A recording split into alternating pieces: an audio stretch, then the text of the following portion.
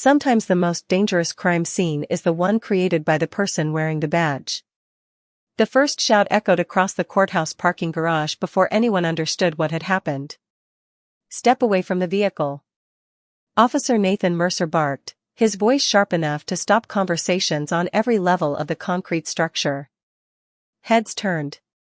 Cell phones came up almost instinctively. A television news crew that had just wrapped a courthouse interview pivoted their cameras toward the commotion. Standing beside a dark emerald sedan, Senior State Prosecutor Simone Brooks slowly lifted her hands where everyone could see them. Her tailored green suit was crisp, her expression steady, and despite the confusion spreading through the growing crowd, she never took a single step backward. Nathan approached with the confidence of a man who believed the entire scene already belonged to him. "Ma'am, remain exactly where you are," he ordered. "This vehicle is now part of an active criminal investigation." A reporter frowned. "What investigation?" Nathan ignored the question. Instead, he motioned for another officer to stand by as witnesses gathered near the courthouse entrance. Lawyers paused halfway up the marble staircase. Court clerks whispered among themselves. Even a pair of deputy marshals stopped long enough to watch. Simone spoke in an even tone that carried no panic. "Officer, I'm scheduled to appear in court in 12 minutes. Nathan answered with a thin smile. "I don't think you'll be making that appearance today." The atmosphere changed instantly. People recognized her name. Simone Brooks had built a reputation across the state for prosecuting public corruption cases with meticulous preparation and an unwavering commitment to evidence. She was respected by judges, feared by dishonest officials, and known for never speaking louder than necessary because she always let the facts do the work. Nathan reached toward the open driver's door. For everyone's safety, he announced loudly enough for every nearby camera to capture his words, "I'm conducting a lawful search." The parking garage fell almost completely silent except for the distant hum of traffic outside. Seconds later Nathan straightened, holding up a small sealed plastic package between two gloved fingers. Gasps spread through the crowd. Someone whispered, "No way." Another voice muttered, "That can't be real." The television camera zoomed closer. Nathan looked directly toward it before speaking. Illegal narcotics recovered from the suspect's vehicle. Several people immediately began recording with their phones. One headline practically wrote itself before anyone verified a single fact. Simone looked at the package only briefly before returning her eyes to Nathan. There was no shouting. No pleading. No angry accusation. "Officer Mercer," she said quietly, "are you certain you want every camera here to record what happens next?" Nathan chuckled under his breath. "I'm counting on it." The officers beside him exchanged uneasy glances but said nothing. Simone calmly extended her wrists without resistance as departmental policy required during a public detention, never taking her eyes off Nathan. Somewhere behind the crowd, an elevator door opened with a soft metallic chime. A middle-aged man in a gray suit stepped out carrying a slim evidence case marked Internal Affairs. He stopped after only 3 steps, looked toward the gathering, then lowered his gaze to a security monitor mounted above the garage entrance. His expression changed instantly. He reached for his phone without saying a word.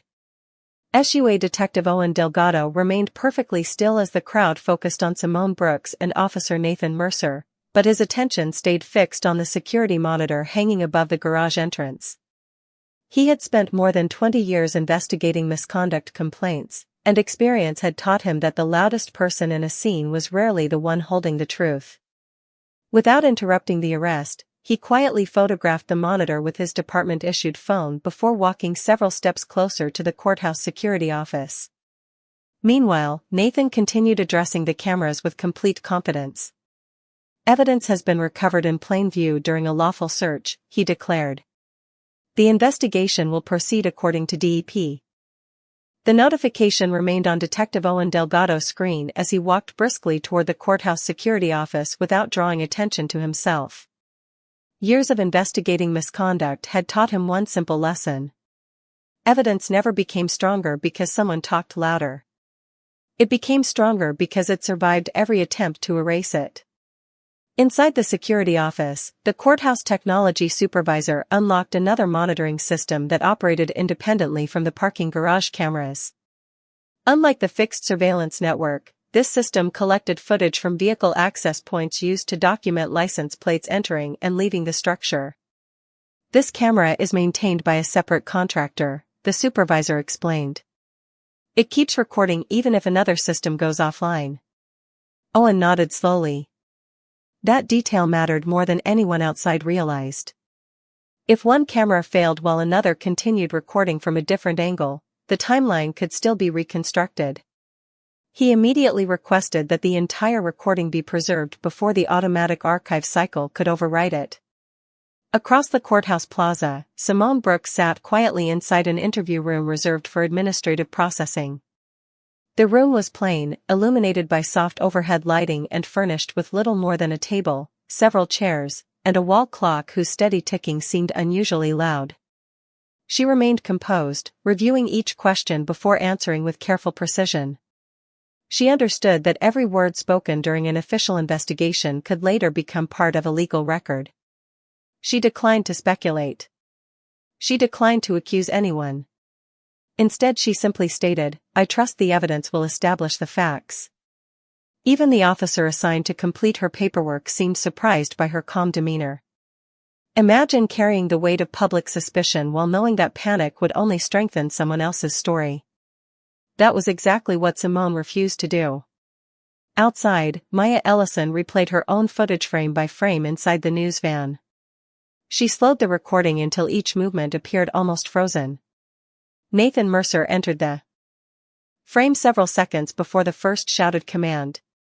That alone was not unusual. What caught her attention was something much smaller. During those few seconds, his body briefly blocked the view of the driver's side door before he suddenly stepped backward and raised his voice.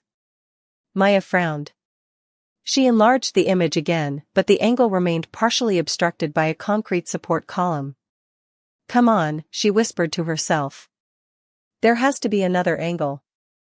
At that exact moment, one of her camera operators remembered leaving a second unattended camera pointed toward the courthouse entrance after the morning press conference. It had continued recording continuously while everyone rushed toward the parking garage. Maya's heartbeat quickened as she opened the additional file. Meanwhile, Nathan finished speaking with reporters, convinced the situation had ended exactly as he intended. Several fellow officers congratulated him for making what appeared to be a significant arrest involving a high-profile prosecutor. Nathan accepted their approval with quiet satisfaction, never noticing that the public attention he welcomed was also creating dozens of independent recordings beyond official police equipment.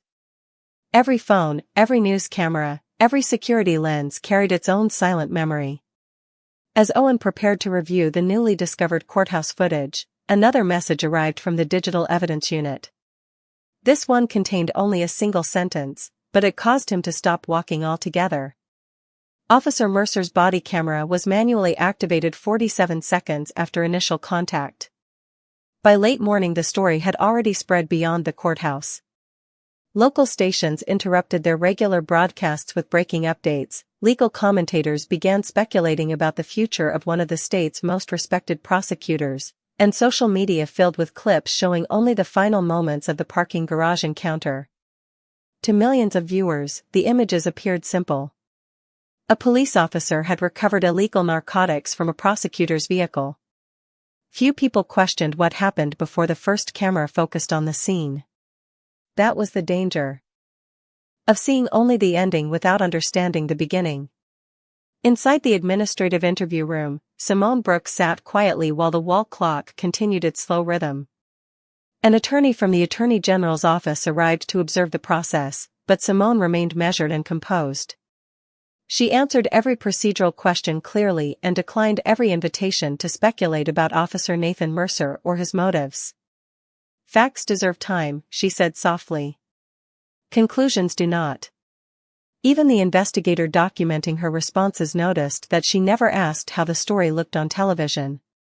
Instead, she asked only one question. "Has every available recording been preserved?" The investigator paused before answering. That request has already been made.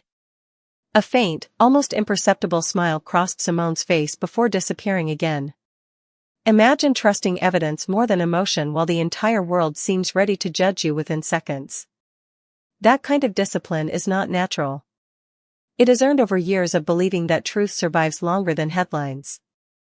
Meanwhile, Detective Owen Delgado continued assembling a complete timeline inside the courthouse security office.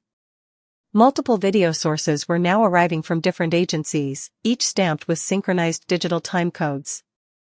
The garage surveillance system, the vehicle access camera, courthouse entrance footage, and recordings submitted by local news crews all captured fragments of the same morning from different perspectives. None of them alone told the whole story, but together they began forming something far more powerful than any witness statement.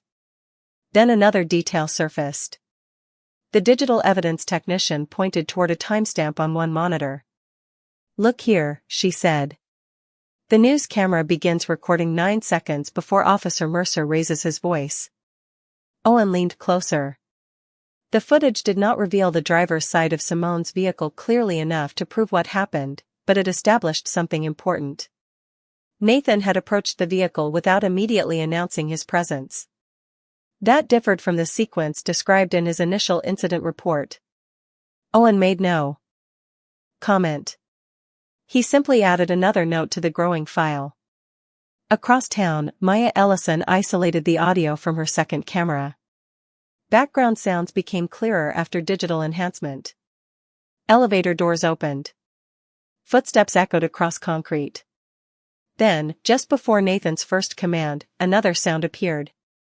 It was brief, almost buried beneath ambient noise, but unmistakable. A vehicle door closed. Maya replayed the recording 3 more times. The sound occurred several seconds before Nathan publicly announced that he was beginning a search. Her pulse quickened. If the timing proved accurate, someone had already opened the vehicle before witnesses believed the investigation had started. Back at the courthouse, Nathan Mercer completed his supplemental paperwork with the confidence of someone expecting routine praise instead of scrutiny. He signed each page without hesitation and placed the report into the evidence folder. As he stood to leave, his department-issued phone vibrated with a secure notification from Internal Affairs. The message contained no explanation, no accusation, and no questions. It simply instructed him to report immediately to Interview Room 3 and to bring every piece of department-issued equipment in his possession. Officer Nathan Mercer read the message from Internal Affairs twice before locking his phone and sliding it into his pocket. He forced a calm expression as he walked through the courthouse hallway, nodding politely at deputies and clerks who had no idea the situation had quietly begun to change. He told himself this was routine. High-profile arrests often attracted administrative review. There was nothing unusual about being asked to surrender department equipment after an incident that had drawn statewide media attention. At least that was what he wanted to believe. Across the building, Detective Owen Delgado had transformed a small conference room into a temporary digital evidence center. Large monitors displayed synchronized timelines from every available recording source. Security footage occupied one screen. Television broadcasts filled another. Citizen videos submitted through the department's public evidence portal appeared on a third. Owen believed every camera saw only part of the truth, but together they often revealed what no individual witness could remember. One technician adjusted the synchronized clock until every recording matched to the exact second. Suddenly, what had seemed like isolated moments became a continuous sequence. Imagine realizing that dozens of strangers carrying ordinary cell phones had unknowingly become independent witnesses without saying a single word. That was exactly what the investigation was becoming. Maya Ellison remained inside the news station editing suite, refusing to publish another update until she verified every detail. Ratings mattered, but credibility mattered more. She enlarged the second camera angle again and compared it against the courthouse entrance recording. Nathan appeared in both videos, but something about his movement felt inconsistent. He disappeared behind Simone's vehicle for several seconds before any public commands were heard. The camera itself could not see his hands because of a concrete support column, yet the synchronized timestamps showed that he had been beside the driver's door longer than his official report described. Maya quietly wrote one sentence into her notebook. The timeline does not match the narrative. She underlined it twice. Meanwhile, Simone Brooks finally received permission to review the preliminary inventory prepared after the search. She examined every line carefully without displaying emotion. When she reached the section documenting the discovery of the sealed package, she stopped reading for only a moment. "May I ask one procedural question?" she said politely. The investigator nodded. "Was the packaging photographed before it was moved?" The room became unexpectedly quiet. The investigator checked the digital file, then looked back toward Simone. "According to the submission log, those photographs have not been uploaded yet."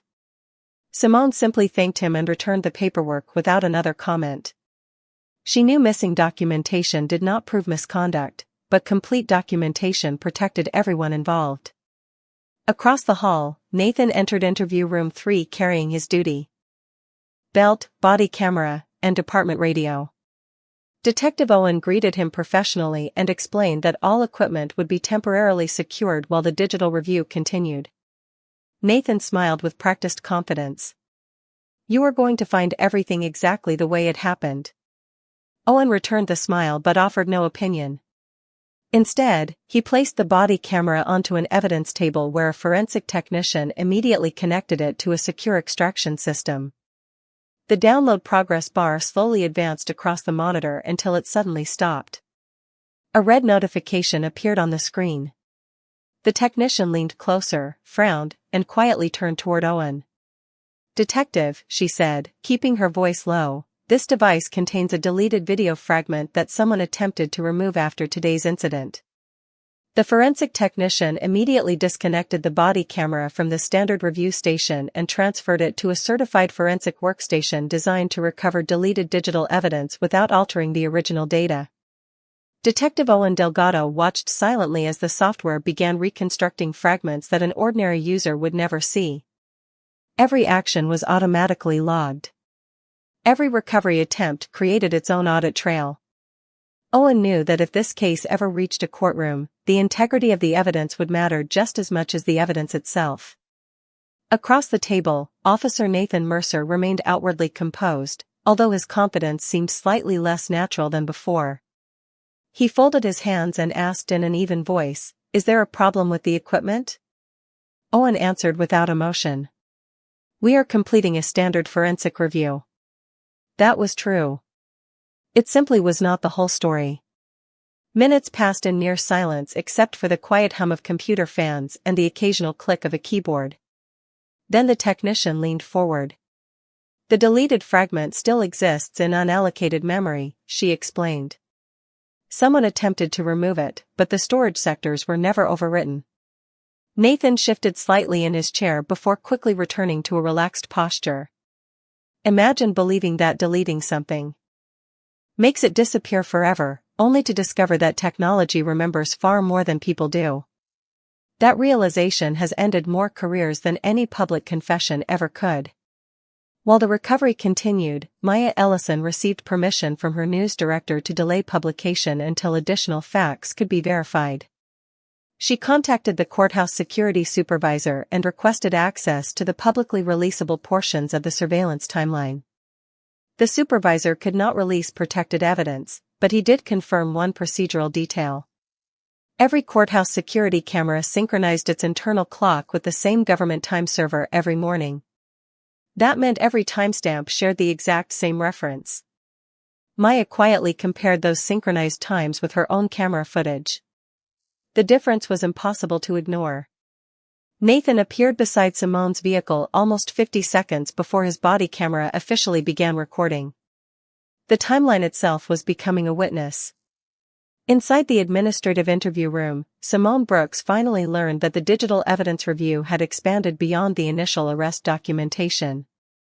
She closed the legal folder resting on the table and looked through the small window in the door toward the busy courthouse hallway.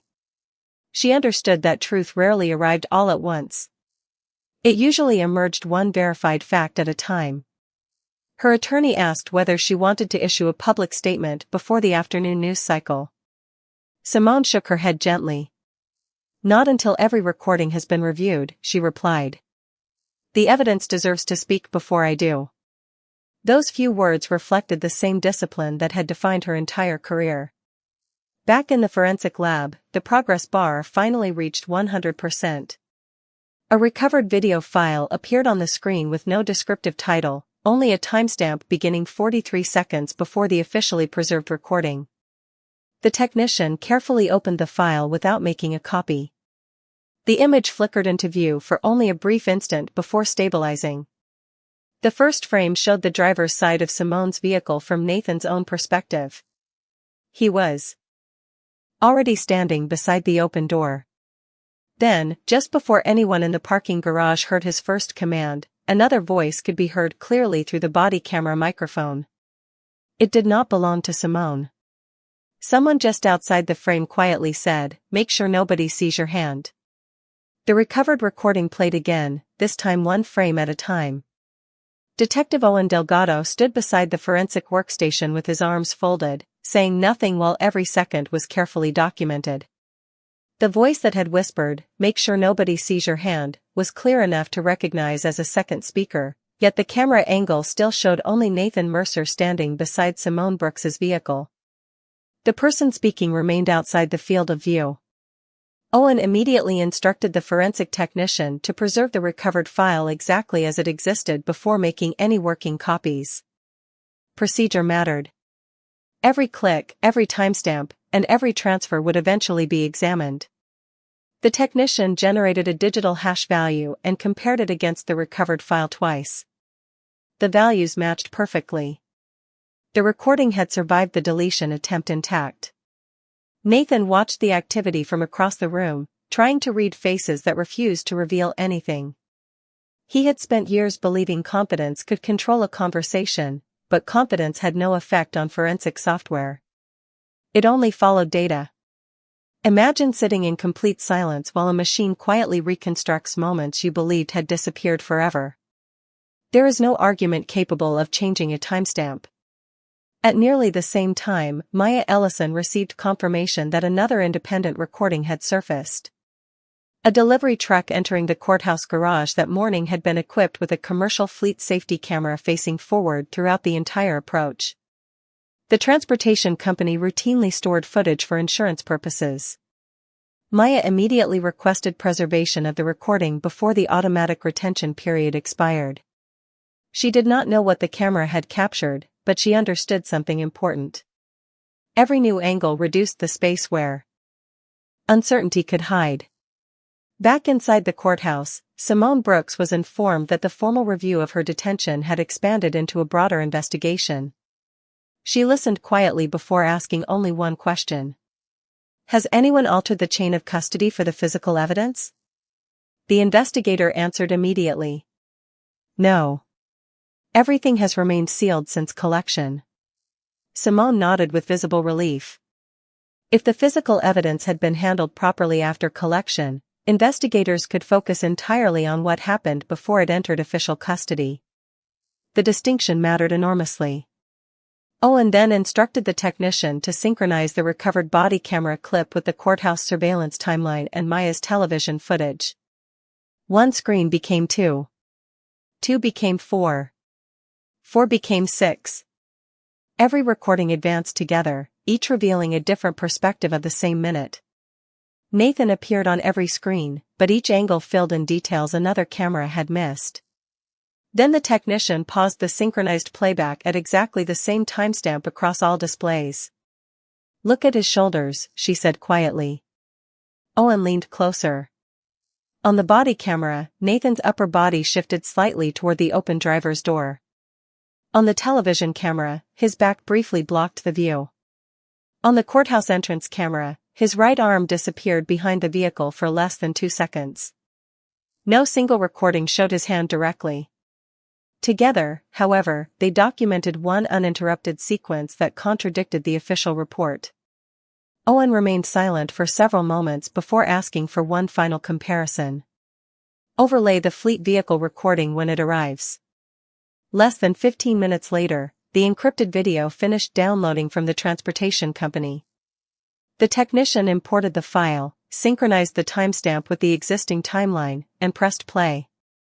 As the delivery truck slowly entered the garage, its elevated windshield camera looked down at the exact parking space from an angle none of the other cameras had ever captured. The fleet camera recording loaded onto the largest monitor in the forensic review room, and for several seconds nobody spoke. Unlike the fixed security cameras positioned along the walls, the delivery truck's elevated windshield camera looked downward as it slowly entered the parking garage, providing a wider perspective of the parking spaces below. Detective Owen Delgado instructed the technician to synchronize the recording with every other source already displayed across the room. For clocks aligned to the same fraction of a second. For independent recordings began moving together. Every person watching understood that if the timelines matched, speculation would no longer matter. Only facts would.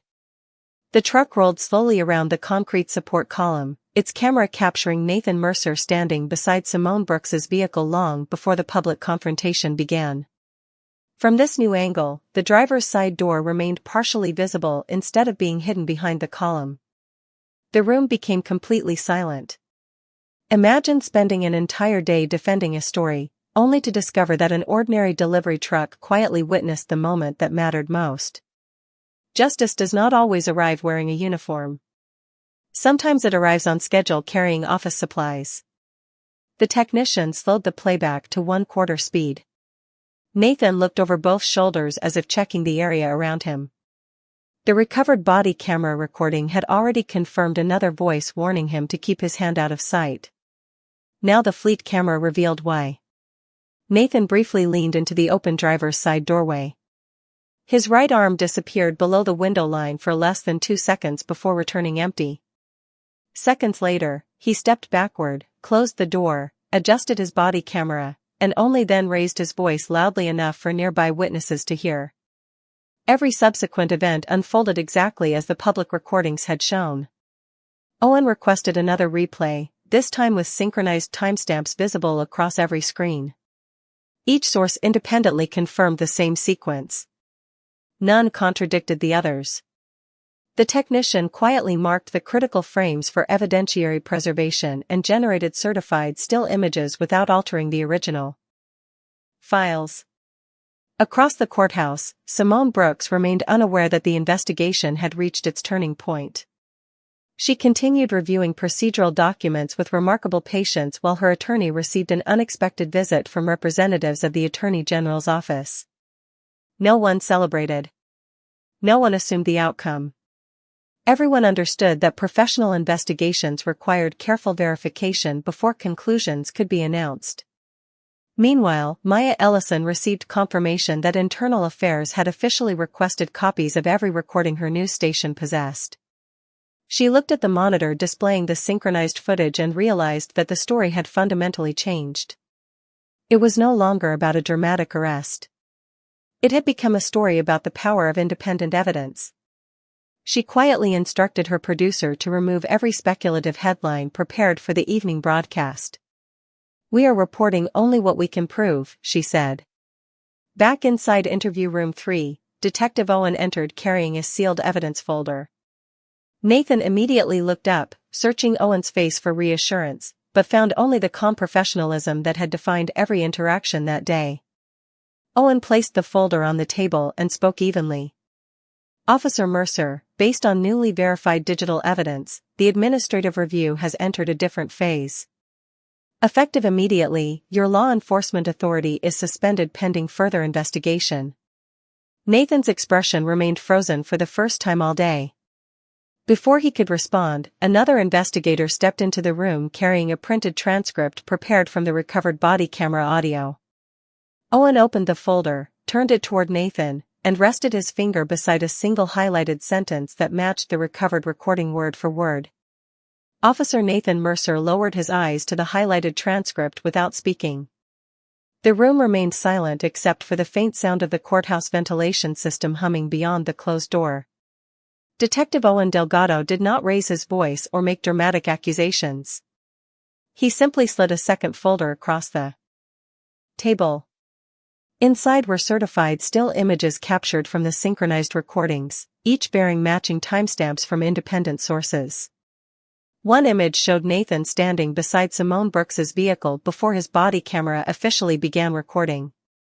Another documented the exact sequence established by the fleet safety camera. A third confirmed the activation time of the body camera itself. Together, they formed a timeline that no longer depended on opinion or memory. It depended only on evidence. Nathan looked from one photograph to another before quietly leaning back in his chair. For the first time that day, he had nothing to add to the conversation. Across the courthouse, Simone Brooks was informed that the administrative detention had been formally terminated and that the evidence recovered from her vehicle would undergo an independent forensic review. She accepted the update with the same calm professionalism she had shown from the beginning. She thanked every investigator involved and signed the necessary paperwork without expressing anger or satisfaction. Imagine wading through hours of public humiliation, resisting every temptation to defend yourself through emotion, and then watching the truth return one verified fact at a time. That kind of patience does not erase pain, but it protects integrity. Later that afternoon, representatives from the Attorney General's office, Internal Affairs, and courthouse administration met to review the complete investigative timeline.